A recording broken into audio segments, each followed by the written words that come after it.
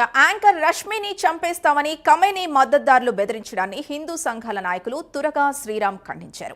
రష్మికి హిందూ సంఘాలు అండగా ఉంటాయని స్పష్టం చేశారు. రష్మిని బెదిరిస్తున్న వారిని వెంటనే అరెస్టు చేయాలని ఆయన డిమాండ్ చేశారు. చెప్పొచ్చు, ఒక మహిళగా కూడా తను ఎంతో ధైర్యంగా ఈ మాటలు మాట్లాడడం జరిగింది.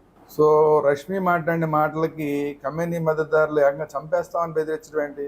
ఏదైనా విషయం ఉంటే అభిప్రాయాలు ఉంటే చెప్పచ్చు, ఆ అభిప్రాయం కాదు, రష్మి అభిప్రాయం కరెక్ట్ కాదు, ఇది అభిప్రాయం అని చెప్పచ్చు. అంతే తప్ప చంపేస్తామని బెదిరిస్తే చూస్తూ ఊరుకోవడానికి పిచ్చోళ్ళు ఎవరు లేరు ఈ దేశంలో. ఖచ్చితంగా యాంకర్ రష్మికి ఈ విషయంలో పూర్తి స్థాయిలో భారతీయులుగా అండగా నిలబడతాం.